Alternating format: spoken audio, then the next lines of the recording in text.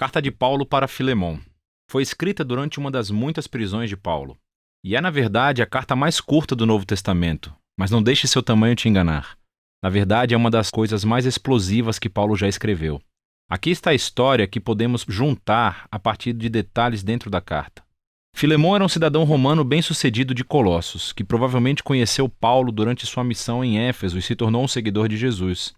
Mais tarde, quando Epáfras, colega de Paulo, começou uma comunidade de Jesus em Colossos, Filemon tornou-se líder de uma igreja que se reunia em sua casa. Filemon, como todos os patriarcas domésticos do mundo romano, possuía escravos, um dos quais se chamava Onésimo. Em determinado momento, esses dois tiveram um conflito sério. Onésimo enganou Filemon de alguma forma, talvez tenha sido roubo ou talvez ele o tenha traído, mas não sabemos exatamente. Mas depois Onésimo fugiu. Eventualmente, Onésimo chegou a Paulo na prisão, provavelmente para pedir ajuda. E no processo, ele se tornou um seguidor de Jesus e, em seguida, um amado assistente de Paulo.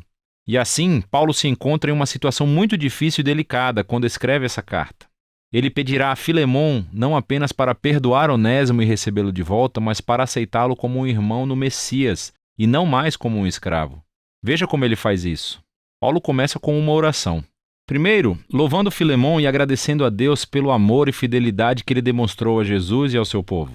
E então abre o caminho para o seu pedido com esta frase: peço a Deus que a fé que une vocês a nós faça com que compreendamos mais profundamente todas as bênçãos que temos recebido na nossa vida, por estarmos unidos com Cristo. Agora, uma palavra-chave aqui é a parceria, ou em grego, koinonia. Isso significa compartilhamento ou participação mútua. É quando duas ou mais pessoas recebem algo juntos e compartilham, tornando-se parceiros.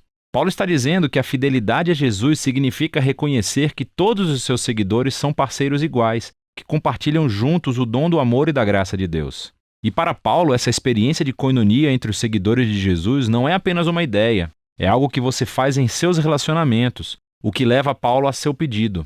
Ele finalmente cita Onésimo. Ele diz que ele se tornou o filho de Paulo na prisão, o que significa que Paulo levou Onésimo para dedicar a sua vida e lealdade a Jesus. E assim, Paulo e Onésimo são agora membros da família no Messias. Ele está servindo a Paulo fielmente na prisão. E mesmo que Paulo queira mantê-lo por perto, ele sabe que este conflito não resolvido com Filemon tem que ser reconciliado se eles afirmam que são seguidores de Jesus. O que leva Paulo ao seu pedido ousado, que Filemon receba Onésimo de volta, não mais como um escravo, mas como um irmão amado no Senhor. Este é um pedido muito ousado. Sob a lei romana, Filemon tinha todo o direito legal de punir ou mandar prender Onésimo. E Paulo não está apenas pedindo-lhe para perdoar Onésimo, mas para receber de volta seu ex-escravo em Colossos como um igual social, como um membro da família. Isso é muito mais do que gentileza, isso é inédito. É libertar um escravo e depois tratá-lo como um membro da família. Isso perturba o status quo da ordem social romana. Por que Filemon deveria fazer uma coisa dessas? E aqui Paulo faz uma jogada brilhante. Ele lembra a palavra-chave da oração de abertura. Ele diz, se você realmente é meu parceiro, é aquela palavra grega koinonia novamente. Então receberá Onésimo como se ele fosse eu. E se ele te ofendeu ou te deve alguma coisa, ponha isso na minha conta e eu pagarei. Nesse pedido, vemos o coração da mensagem do Evangelho de Paulo sendo encenado. Antes de mais nada, é sobre reconciliação. É como ele disse aos Coríntios. Em Cristo, Deus estava reconciliando o mundo consigo mesmo, sem contar os pecados das pessoas contra ele. Então, nessa situação, Paulo está se colocando no lugar de Jesus.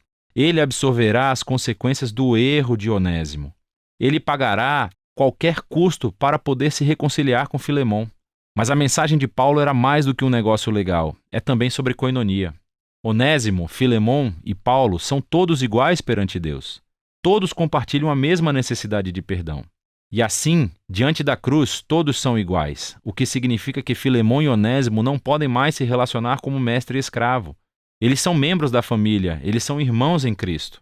Ou, como Paulo disse a Filemon e a toda a igreja de Colossos, na nova família de Deus, as pessoas não são gregas ou judias, nem circuncisas ou incircuncisas, nem estrangeiras ou bárbaras, escravas ou livres, mas Cristo é tudo e está em todos. Paulo encerra a carta afirmando a sua confiança de que Filemon fará mais do que o pedido de Paulo. E ele pede para que prepare um quarto de hóspedes, porque quer visitá-lo assim que sair da prisão. E então, com algumas saudações finais, Paulo encerra a carta. A carta de Paulo para Filemon é poderosa por muitas razões.